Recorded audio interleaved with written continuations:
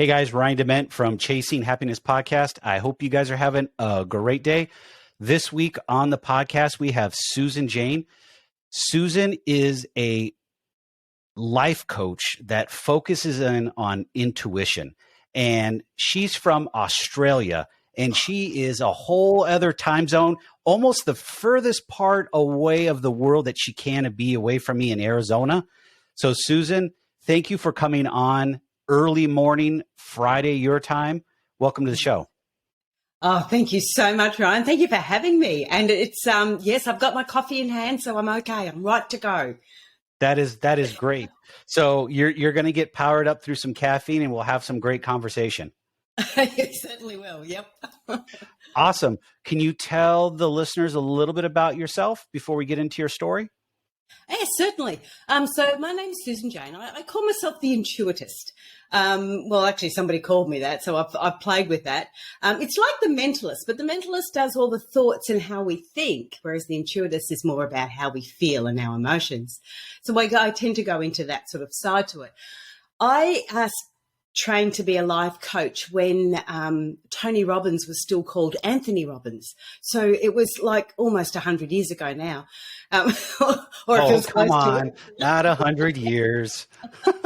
Okay, so I may exaggerate a little bit, but it was a long, long time ago. So I sort of created that side of it, and it was before they were a registered course, they were a registered thing. I think the Tony Robbins of the world have created that to make it real, a life coach, a real thing. But I still struggle with the terminology with it. I just like to help people, and if they're having trouble, I like to help them, and that's sort of where I go.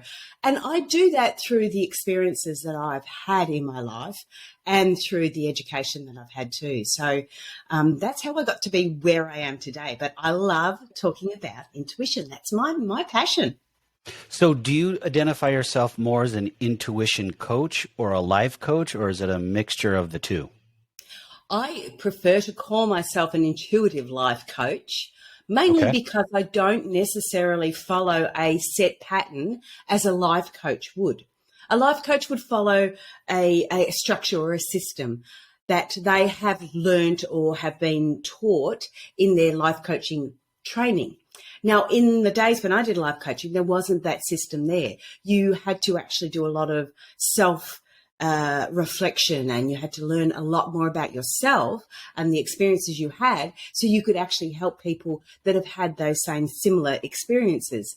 So it was a different way of putting it together. So although I can put myself down as a life coach, I don't have the same quals that people would have nowadays, and I don't follow the same system. And that's why I tend to go, I'm an intuitive life coach or intuitive business coach, because basically what I get you to do is tap into your intuition and you tell yourself the right answers. So does the intuition start internally in our bodies, or how does the intuition piece work? Okay, then that's the long story. That's the life story part. Okay, so let's back up. I jumped the gun because I was talking to somebody today, and we were talking about inner and outer, and it just got very deep. So I'm just kind of continuing that conversation. So I apologize. This will, I can assure you. So let's start out with your journey in life and how you got to where you are today. Okay, so I talk about my journey in life because otherwise it's going to be as boring as all nonsense. But I talk about it in the experiences that I've had, and I talk about it in the experiences that I've had that are related to my intuition. And when you're talking about inner and outer, that is basically where we're going as well. So at the age of 19, I went on a holiday 2 states away from home, and I was involved in a very, very violent pack rape. Now, during this particular rape, I left my body. Now, what had happened, I was walking back towards the unit where we were staying. I got tapped on the shoulder, turned around, king hit, knocked out, and came to being dragged into the back of the car by my hair. Now, I'm in the back of this car, and they're doing whatever they're doing. And all I could think of was, I can't stop them doing this to me. I've just got to go with the flow, because the more I was fighting, the more bruised and battered I was getting. So I have to go with the flow on this. But how can I stop them? I asked the question, how can I stop them doing it to somebody else? How can I stop this continuing? And in an instant, I left my body. So I'd asked that question and I left my body. Now, when I'd left my body, I was outside of the car looking in. Now, I couldn't go any further, and I had no intention of going any further, and I don't know why, but I just was there. I remember looking in and looking around thinking, people need to help her. And I call her or she because I didn't feel it was me. Even though it looked like me, it didn't feel like me. So I remember going, somebody should be helping her, or somebody should be there. And I went, well, there's no one around. So I looked, and there's no emotional attachment. So I could sit and watch like you were watching, I don't know, animals like little ants going around doing their business. You just watched. And as I was watching, you could see the energy radiating from areas of the body. So where she was punched, you could see this energy radiating. And it was like that heat wave that you see coming off the road. You could see this energy coming out of the side of her face. Couldn't feel it. You could see the blood coming down her mouth, but you couldn't taste it. And when it was all happening, I know when I was in there, the smell of alcohol and cigarettes was overwhelming in the car. They must have been stalking for a long time or following people for a long time because the smell was just horrendous. I couldn't smell anything. So it was really like watching something going on, and I was just really intrigued without actually having any feeling to it. But anyway, I had asked the question when I left the body, and I did get an answer, and in an instant returned back into the body. When I returned into the body, everything came back in one big fast swoop. So the pain from the mouth came back, the blood from that getting pulled by the hair and all the hair that was pulled out with it, that you could feel it all. The other areas where she was beaten and bashed were all coming back all together. And anyway, while this was happening, the message that had come through was there. So I did the message. I did what I was supposed to do. So I followed, as far as I was concerned, which I found out later on, I followed my intuition, which I didn't know then, but I just did it. I didn't know then. So I did it, and I started, and I went to Sunday school twice when I was in primary school, and I knew 2 prayers. And I started to say the first prayer, and it was, "Forgive them, Lord, for they know not what they do." Now, I didn't really understand what the prayer meant, but it had forgive in it. And I thought, maybe if I can forgive them, they will stop doing it. And so I did it out loud. And every time I repeated it louder and louder. And they didn't like it. In fact, it was really a silly thing to do in some respect because they hit me more. And in fact, I wouldn't stop until the hands came around the throat and around the mouth, and I couldn't breathe and I passed out. So that all happened. I came to in the gutter out on the side of the road and had to find my way back to the unit. So that all happened. Now, I swore never to talk about that because it was such a negative experience that I would never, ever talk about that unless I could find a positive twist to it.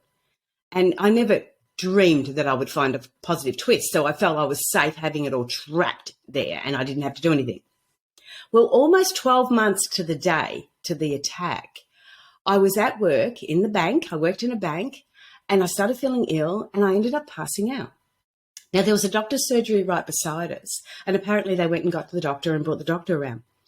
But while I was there, now I passed out, so I don't know what had happened, but I do remember I was like laying down. And if you can imagine when you're laying down and you've got people standing over you, looking at you, if you stood up, everybody's gaze would go up with you. I was laying there and I stood up. And nobody's gaze followed me. And I remember thinking, I'm here. Why are you looking down there? Here I am. And I then just kept on moving up. So I had a near-death experience until the doctor gave me an adrenaline shot and brought me back.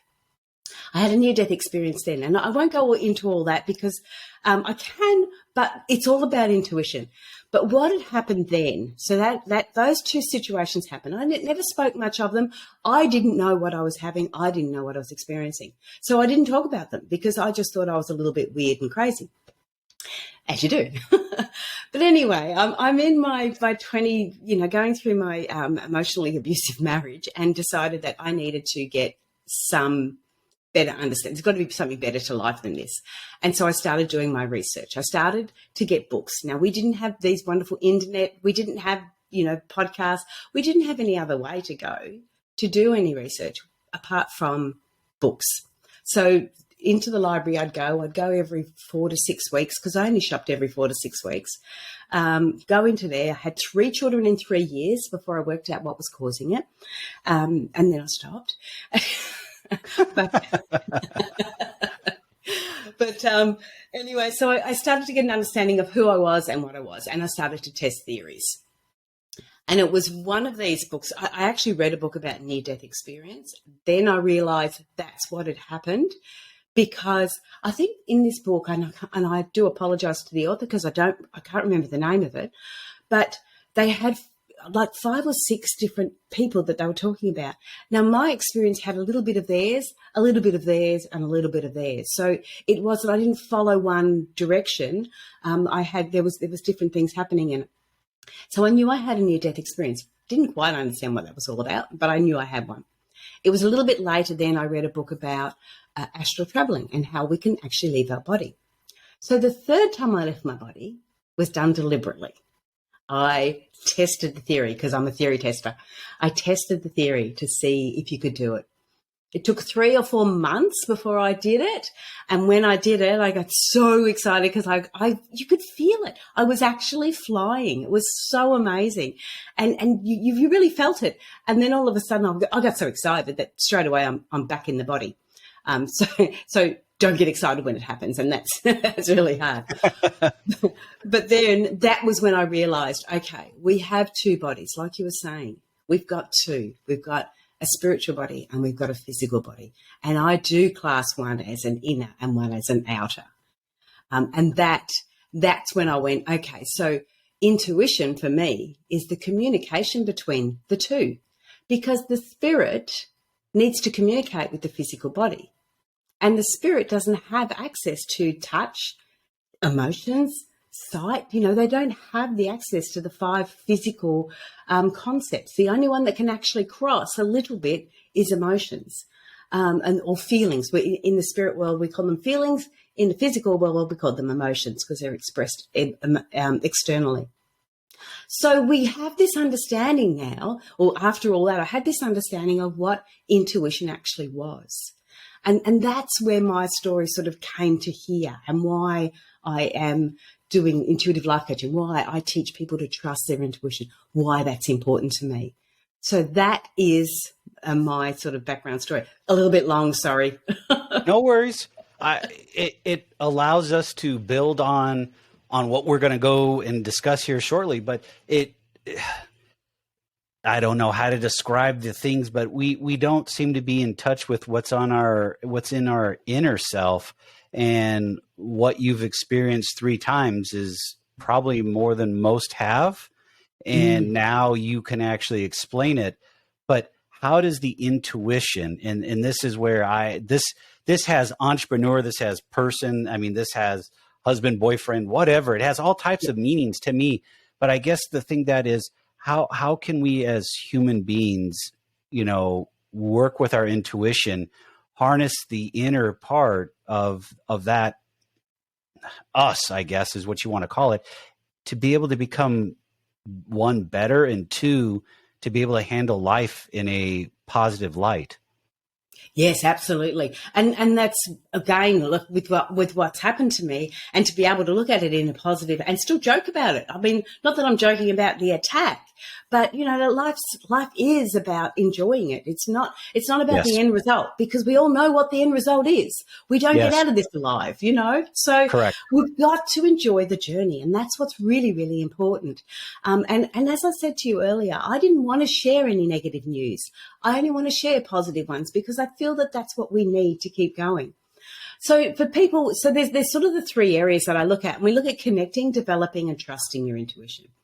And connecting, the first thing we can do to connect.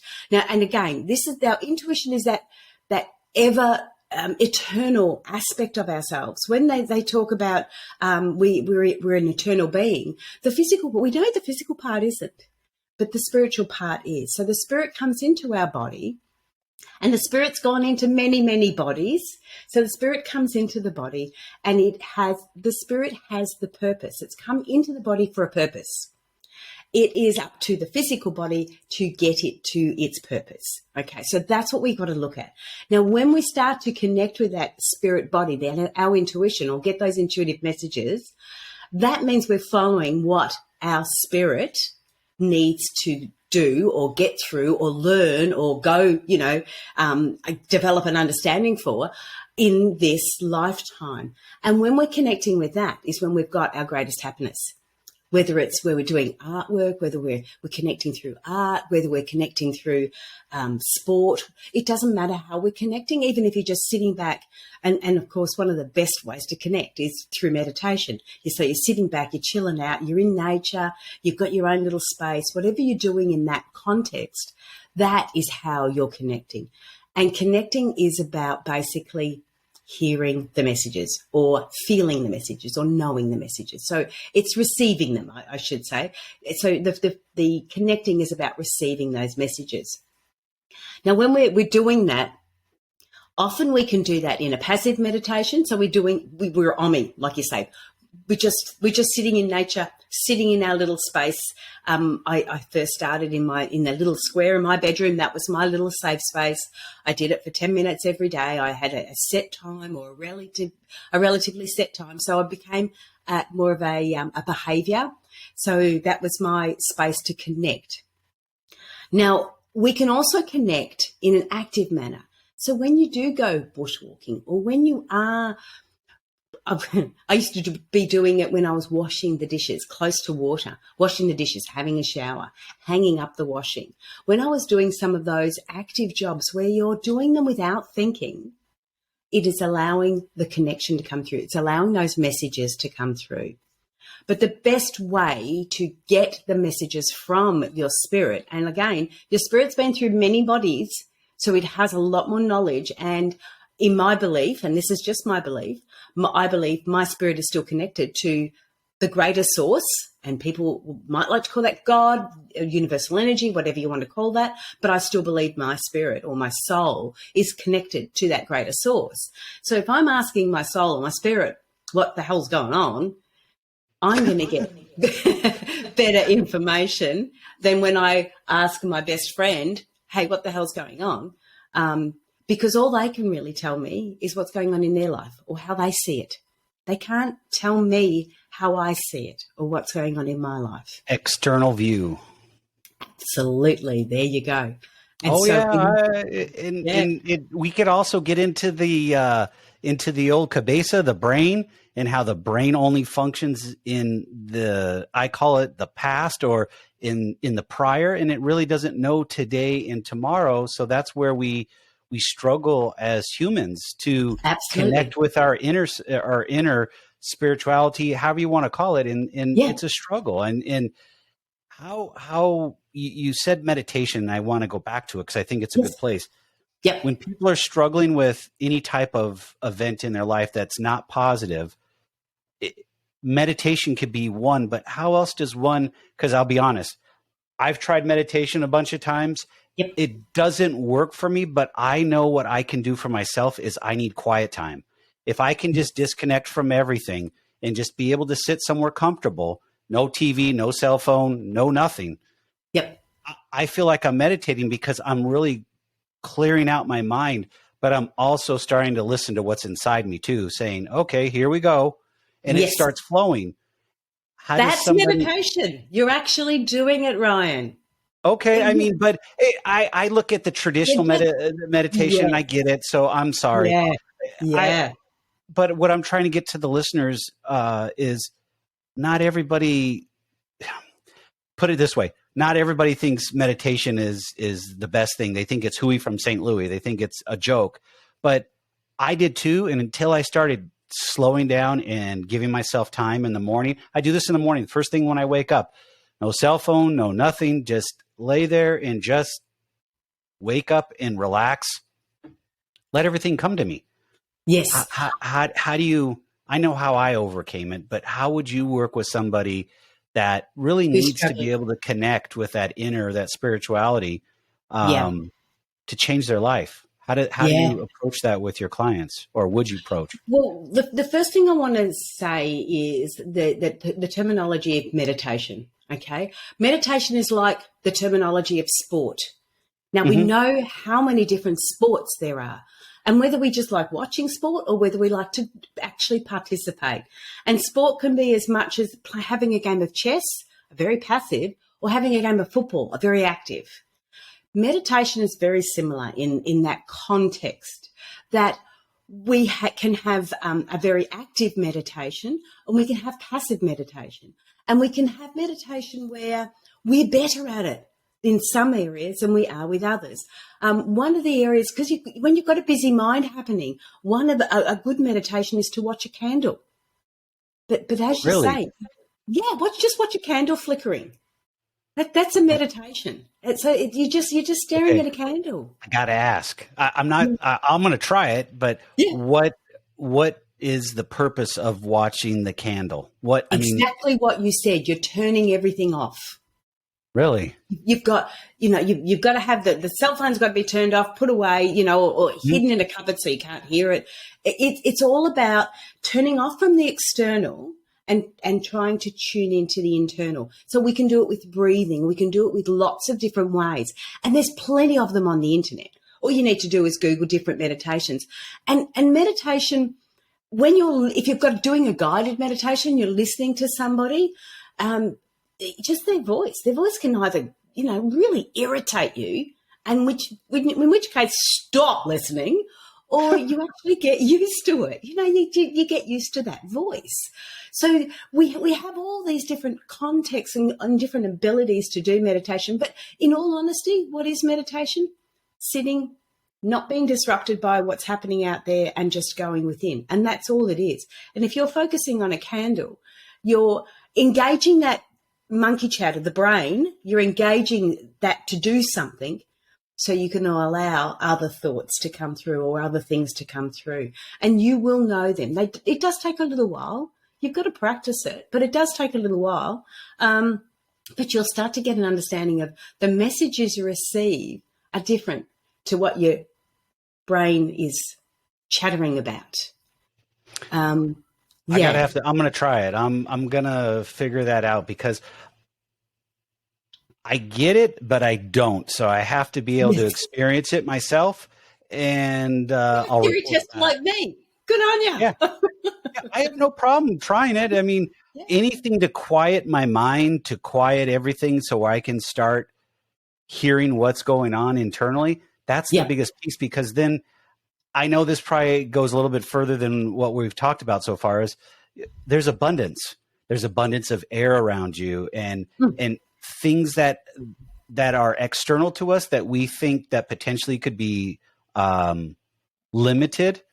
I mean, and I'm walking down the path, and I think I could just walk quicker, is money. And this is where a lot of our listeners are at. Is money is a finite resource. It's limited, and that becomes a limiting thought process. And unfortunately, that's where some of us live in that sense, because we think we can't earn anymore, or we can't get a better job, whatever the case is. But we limit ourselves because we're not paying attention to what's inside and understanding that we have an abundance. The thing that I joke about is I have the four walls of my life taken care of. I have a roof over my head, clothes on my back, food on the table, and I have a vehicle so I can get to and fro, whatever I need to do. Yeah. As long as that's taken care of, I have abundance. Yes. And I can't complain. I really cannot complain. And as soon as I started to understand that, my life changed. It started changing to where different things that I was looking for from my entrepreneur journey started happening. And when I lost some of that focus because I got too busy, had to go back to it and refocus that thought process. And every day, that's part of the morning routine. What are the things I'm thankful for? And how does that connect my insides? And how does that work my spirituality? I mean, Yes. Like you said, the higher being, God, universe, however you want to look at that. Yeah. I agree there. There's a higher being. You have to find what works for you. But ultimately, if you're not in tune with what's on your inner and your spirituality, I don't think you can accomplish a lot on the outside because you're missing what's on the inside. Absolutely, absolutely, because it's the inside that needs the journey, that needs you there. If you can imagine your spirit, your soul, your connection to your God, that to me, and that's your connection. If that hasn't, how can I explain it? If that's not getting its purpose sought, it might be that it doesn't need that. We're focusing on the physical elements of wealth and money, whereas if we start to focus on what's going on inside and what our spirit needs or our purpose in life is, and start to follow that, the abundance will come to it. So you're almost fighting, and you're almost fighting against it. But what I really liked about what you just said, Ryan, is instead of looking at abundance, when you wake up in the morning, instead of looking at, I'm abundant, because I know when I was going through that too, it's like yeah, right, sure I am. Attitude came through, the little monkey chatter went, oh yeah, sure you are. Yeah, you believe it, go on. Well, instead of saying I'm abundant, you can say I'm grateful. I am so grateful. I've got a bed to sleep in. Okay. And you start, and that just changing that word from abundant to grateful starts to make you more grateful, and you start to receive things. And all of a sudden you go, oh, wow, I'm really grateful that I got that. Oh, wow, I'm grateful that. And all of a sudden you start to actually feel abundant. And then things start changing. And then all of a sudden your inner starts matching with your outer, and it just starts portraying. And I think that's the journey I'm on now. The podcast that you're on, I have another podcast, and they were passion projects. And now they've become, I think we've talked about it, Johnny side hustle jobs, and who knows where they're going. But I've been very blessed with the amount of people that want to come on the show. By no means am I some mainstream guy. I'm just putting out my message that I think that everyone should hear or want to hear, because we're human. Yeah, it's because all it's on the inside. From here. It's all coming in the from your heart. Exactly. And it just came from the inside. And I'm in an affordable housing space where we develop homes for people that are living below the means of most, and we can deliver them a quality home that they're proud of, and they get to have home ownership. The very first house we sold almost 9 years ago, I wish I could play it on this, and I can't find the video, and I'm sure I will be able to find it at some point. I was a crying baby on national television. I was like, man, I was embarrassed, but afterwards I was like, you know what? I did this because I didn't think I could actually do it. And the very first house that we rehabbed was a house that hadn't been lived in like 15 years. The house was built in the 1930s, and it was a disaster. And we put a single mom with 2 children, had never owned a home, and was living in a 1-bedroom studio in Indiana, paying like $1,000 a month. And when we got her a mortgage, she was paying less than $500 a month all in. And it brought happiness and joy. And I knew that was my calling. Yes. But it took a long time to get there. Oh, it does. It does. And even being like this coach that I am, this intuitive coach, and I really don't know whether that is what I am, but I know my calling is to help people. And I too work a job. This is my passion. And I'm up at ridiculous hours of the morning and ridiculous hours in the evening because I want to do the podcast. I want to be a guest. I want to do my own. And the same thing. It's wholly and solely a passion. And I believe that because it is a passion, we can do it without having to expect money or anything else in return. And I can tell you now, and you would be the same, Ryan, in just what you said, the guests that I get on my show, the people I get to talk to like yourself, are just amazing. I'm not going to get that down the street. I'm not going to get that in my local environment. And I don't know how to describe it. You know, people ask me why I do it. And to this day for the podcast, I can't tell you why, other than I enjoy the individuals like yourself that I get to interact with, whether it be on the podcast or not. I get to interact and learn from you. And Yeah. the learnings then allow me to go out and do different things, whether it be serving in my business or helping others through the nonprofit, whatever the case is. It's giving the knowledge. And I guess the old adage is, if I touch one person with the podcast, I'm successful, or I feel like Yeah. I've done right. And that's Yeah. kind of how I look at it. Because most people ask me, why aren't you worried about monetization? Why aren't you worried about downloads? It's all going to come, whether I do it today or tomorrow or next week. All that will come just by me doing what I love. And if it doesn't, oh well, it doesn't. Do you know what? Just in what you said then, that's abundance. Yeah. That is exactly abundance. Knowing that it's coming to you. Yes. That is abundance. And that's exactly how I feel. It may not happen next week, overnight, or whatever. And let's face it, an overnight success always takes 10 to 15 years. But I say I'm an overnight 8-year success. yes, exactly. But that is abundance. It's the fact. It's a mindset. Abundance is a mindset. And that is exactly what you said. You've got the abundance there. There's not a problem with that. For me, there's a lot of things that tie in and push in, and it's always been about the end result is helping somebody achieve something that they did not think they could achieve. Yeah. And that, whether that comes through the nonprofit and coaching, through buying a home. We also buy defaulted mortgages here in the United States, and we help individuals stay in their homes there. So there's a lot of different things that we do, but the end result has never been, I want to make a ton of money and be rich. I want to be able to enrich the people that I help. And oh, by the way, we are for profit. So I do have a byproduct of that, which is profit. And I can't again, there's no complaints. It's passion, it's love.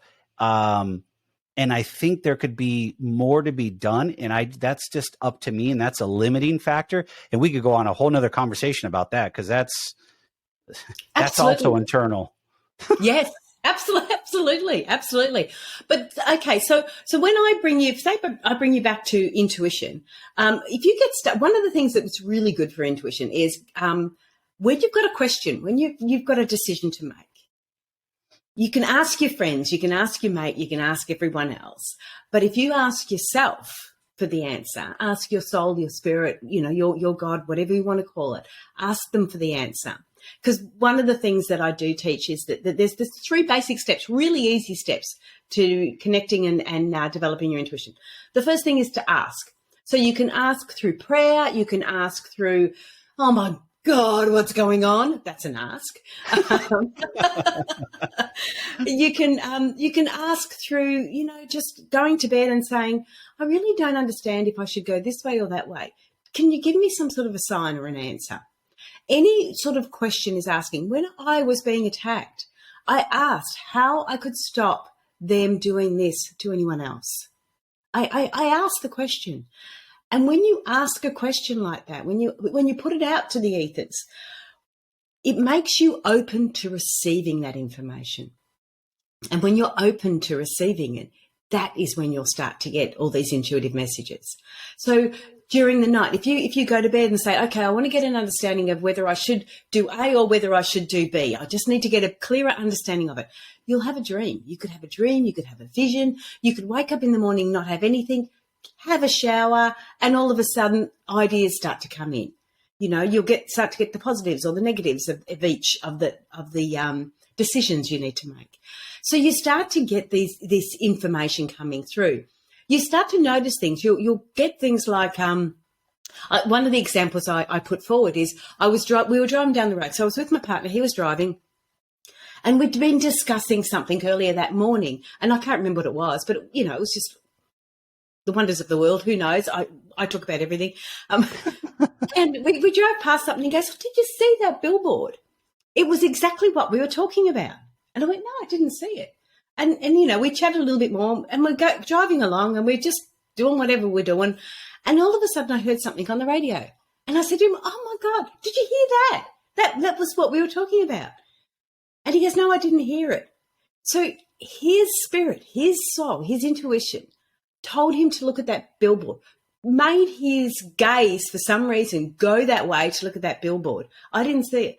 Mine tuned in to the radio and I heard something that way. So Pretty amazing. Yeah, you're picking up different. Now, these weren't big life-changing messages or anything. These were just general messages. But it's what we're seeing and what we're hearing and what we're picking up. And the first thing you do is when you're receiving these intuitive messages is to be aware of them and sort of go, well, why did I need to see that? Why did I hear that? You might not know the answer, but you're being aware that you're receiving messages. How often do you're on the computer, you're sitting in front of the computer now like I am, and you'll look at the clock and all of a sudden it's 11:11 or it's 1, 2, 3, 4, 12:34. Now we don't, and I get 12:34 all the time. We don't sit there, I don't sit there and watch the clock and go, oh, I'm waiting for it to turn to 12:34, It just happens. I happen to look at it and it's 2:22 or it's 4:44. And you're getting these messages because they are visual signs. They're those visual signs and messages that you're receiving. Jump on. What do angel numbers, what does numerology mean? What do numbers mean? Why am I seeing that all the time? Because it's the third time I've seen that. And you start to get an understanding that you're being guided with messages all the time. So we've asked, we start to receive those messages, and then we need to act on it. Now, the acting is, again, we've got to go against the monkey chatter, what our brain thinks. And I remember with one I have to ask, you just said monkey cheddar. Monkey chatter. Chatter. Oh, I'm sorry. Monkey chatter. I thought you said monkey cheddar. I'm like, what is that? That's my funny accent. Chatter. Monkey chatter. Okay, monkey chatter. Where your brain's just going, oh, yeah. Yeah. I call that monkey chatter. So we've receiving these information. We've got to actually act on them. Now, there was one particular time I often use card decks, like Oracle decks or tarot. You can use tarot cards. They give you that, again, the physical body, something to look at, so the spirit stuff can come through. So that's just occupying that side of it, so the other stuff can come through. But I had this little deck of cards, little oracle cards, and I've gone, there's 50 odd cards in there, and there's one yes and one no. And I wanted an answer for something, and I was just over it. I'd had enough. And I'm shuffling this deck, and I'm thinking, I want a clear answer. It's got to be a yes or no answer, and I don't want any more of this fluffy stuff. I just want to get an understanding. And so I pulled a card out, and it was the yes card. Now, out of a deck of 50 odd cards, for me to pull a yes card out, how synchronistic was that? And you know what? I didn't do it. The monkey chatter. Yeah, exactly. The monkey chatter went off, and it was like, oh, no, really? Do you think you could do that? Do you think you could? Oh, no, I don't think you should do that. Off it went. So, yes, and I should have done it. I did do it eventually. But these are the sort of things. So we need to act on it once we've done it. And it's really, and sometimes it is challenging to act on it because that's the trust side of it. So we connect, we can develop, but we've got to trust it. And that is practice again. I think I've just gone off tangent. Sorry. It's okay. It's all right. It's been a good conversation. It's been healthy. So we've gone through everything here. Can we go into a little bit about your book and then we'll wrap everything up? Oh, okay. Well, look, the book I wrote, it's Intuitive Flowers, Empowering Your Emotional Goals. I don't know if that's around the right way. It probably isn't. It's right there. Yeah, cool. Now, look, I wrote this book because this was my tool. Like I said, people sometimes use cards. People sometimes use all different things for their tool. Prayer, deep, sincere prayers, another tool to connect. I used flowers as my tool. And so I wrote this book. Now, all this is flowers are your goals in life. So instead of having those SMART goals, those physical goals, like money and everything else, if I said to you, how does it look like for you to feel wealthy or abundant or rich? And you would sort of go, oh, I'd have a big flashy house or this fancy car, or I'd have this, and you have all these images. When I say to you, how would it be if you were wealthy and rich and happy and excited and loving your life? What would that look like as a flower? and you have to use a different image. You bring up an image of a flower. Now, in that image, there's 16 different elements that your intuition's just picked up, because I haven't picked it. There's no cards. There's nothing else. You've picked it in your mind. Your intuition's picked it. And then you can start to look at it and you go, okay, has it got a stem? Have we got a path? Have we got a journey? What do the petals look like? Because that's attraction. How are you attracting? What are you attracting? What's the heart center like? That's your passion for your goal. What's that all about? How many leaves have you got on there? They're your guides. Are they high spiritual leaves or are they low physical leaves? Are they, low guides? Are they physical guides or spirit guides you're getting? Are they coming in the future, or are they people you already know, or are they things you already know? And you start to really get deep into it. Now, I can get deep into it because what that image is in your head, you have to go onto Google and find it. And so when you start to look at it, and I use the red rose, when somebody thinks of a red rose, how does it look? Because we can all think of a red rose. It could be a long stem on the side, just a little bud, or it could be a great big open red bloom that's right in front of your face, with all that excitement and I'm open, I'm ready to go. We might be able to see the heart of the rose. We might not be able to see the heart of the rose, might not be able to see the passion inside it. So there's all these different aspects that we can read in a flower image. And again, you're seeing that physical side to it, which is allowing those intuitive messages to come through. So that's the book, Intuitive Flowers, Empowering Your Emotional Goals, not your physical goals. So if you haven't got emotions attached to it, you're not going to get it. So where can they get your book at? They can get that on Amazon. So it's print on demand. I think it's still a Kindle book as well. I've still got it on Kindle. Okay. But you can get it on the website too. Okay. And we'll link your website and the link to your book on Amazon if you want. We can do that and put it in the show notes for when this comes out. That would be lovely. I would be honored. Thank you. And if us Americans, or maybe there's Australians listening, I don't have very many Australian listeners yet, so maybe you can bring them into the fold. Yeah. If they want to get a hold of you and work with you, how could they do that? They can. Well, I'm on all the social media. So Susan Jane Intuitus is on all the social media. My website is intuitivenature.com.au. It's got to have the AU at the end because it's an Australian business. Mm-hmm. But they can connect through that way. I have a lot of them connect through Facebook. I do free flower readings on Facebook.